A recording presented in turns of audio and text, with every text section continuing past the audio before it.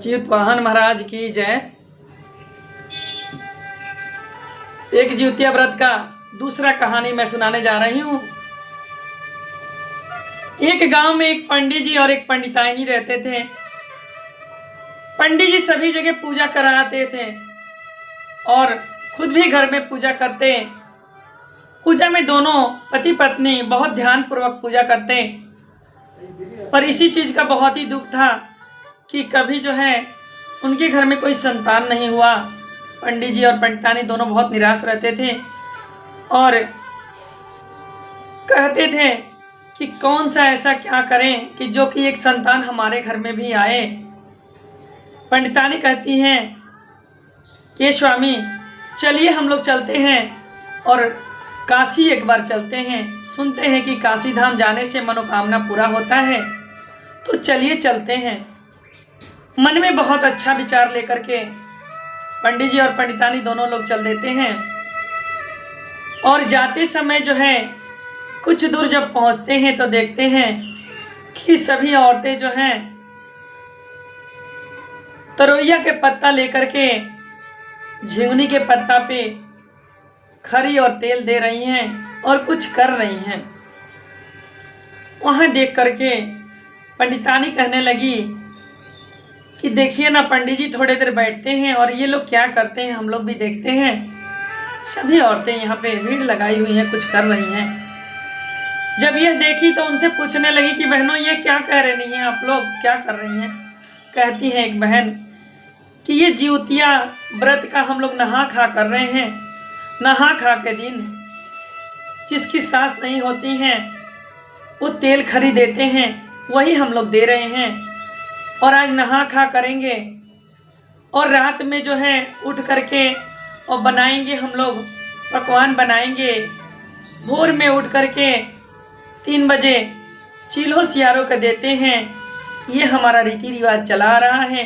चील्हो सियारों को दे करके और अपने भी उस समय जलपान करेंगे और उसके बाद पूरे दिन जो है व्रत रखेंगे। व्रत रख करके और जो है कथा सुनेंगे और सुनाएंगे। कहने लगती है कि इस व्रत के करने से क्या फल होता है। उसमें से एक स्त्री कहती है कि सुनिए, ये व्रत करने से जिसके संतान होते हैं उस संतान का लंबी आयु होता है। कोई ऐसा काल जो है उनको छू नहीं पाता, ग्रह कटता है ये व्रत करना से। जो निपुत्री होती है उनको पुत्र मिलता है। इस प्रकार जो है इस व्रत करने से मिलता है। कहने लगी कि ठीक है बहनों, हम भी इस व्रत को करेंगे और हम भी कुछ खाए नहीं है, हम ही नहा खा कर लेते हैं। आपके बताए हुए नियमों अनुसार हम करेंगे। इस प्रकार जो है पंडिताइन की और करने के बाद जो है चौथे 5वें महीना में उनको हर बात का महसूस होने लगा कि मेरे पेट में कुछ पल रहा है, कोई उम्मीद है। अब पंडित जी से कहती हैं, दोनों लोग जो है पुलों नहीं समाते हैं और ज्योतिया माता का नाम लेते हैं। इस प्रकार जो है 9वें महीने में सुंदर पुत्र का जन्म देती हैं। पुत्र जो है दिन पर दिन अपना बड़े होते जाते हैं। कुछ दिन बाद जो है पंडित जी का स्वर्गवास हो जाता है। पंडित जी का स्वर्गवास हो जाता है। पंडिताइन जो है अब बहुत अकेलापन महसूस करती हैं और बीमार पड़ जाती हैं। बीमार पड़ के और बेटा से कहते हैं, बेटा बड़े हो गए, पढ़ लिख करके जो है बड़े हो गए।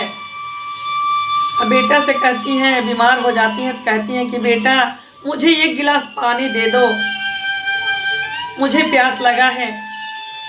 बेटा को इतने लाड़ प्यार से पाले थे जो कि एक बात नहीं सुनते। कहते कि लेके पी लो। माँ तड़पती रहती पर 1 लोटा पानी नहीं देते। इस प्रकार जो है बेटे के शादी भी हो गया कि मैं बहू का मुंह देख लूं और जो है बहू का मुंह देख लूं, और बहू भी घर में आ गई। अब जो है वो किसी बात के कहते तो वो टाल जाते। बेटा, बहू हर बात को देखती रही और जो है कुछ दिन में ही वो पंडिताइन का भी स्वर्गवास हो जाता है। स्वर्गवास जब हो जाता है तो जब कुछ दिन ही पत्नी देखी थी, ना खुद करें ना इनको करने दें, तो जब ये पंडित जी के लड़का जब कुछ अपने पत्नी से मांगे तो साफ इनकार कर देती। आप ले लीजिए खाना, कहते खाना ये बनाओ, कहते कि आप ही बनाओ और हम दोनों खाएंगे। कुछ दिन चला और पत्नी कहने लगी जो अपने माँ का नहीं हुआ वो मेरा कैसे हो सकता है, मैं आपके साथ नहीं रह सकती। कह करके जो है कुछ दिन बाद वो वहाँ से जो है चली जाती हैं और चली जाने के बाद ये पंडित के लड़का जो है अकेला पड़ जाते हैं। इनके जो है समय का अनुसार जैसा किए थे वैसा फल मिल रहा था। पूरे शरीर में जो है बड़े बड़े फोड़ा हो गए, घाव हो गया और कोई देखने वाला सुनने वाला नहीं होता। ये तड़पते रहते।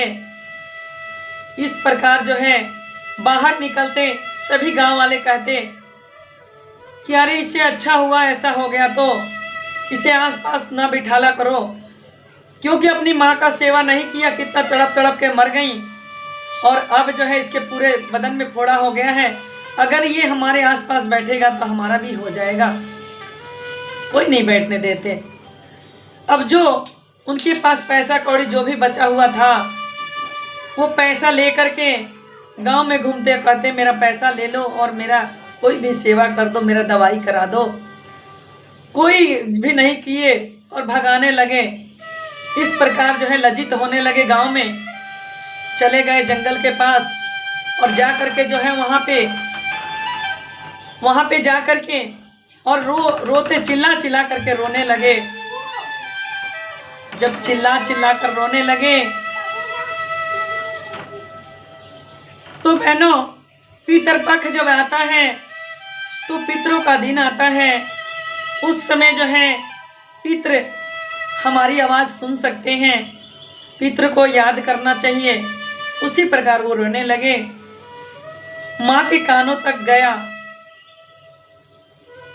और जीवतबंधन महाराज से कहने लगी कि हे जीवतबंधन महाराज, मैंने ही आपसे कही कि मुझे उठा लो, मुझे ले चलो, और मैं ही आपसे हाथ जोड़ती हूँ और कहती हूँ कि एक बार मुझे अपने बेटे से मिलवा दीजिए, केवल एक दिन का मुझे जीवन दान दे दीजिए, उसके बाद मैं फिर से चली आऊँगी।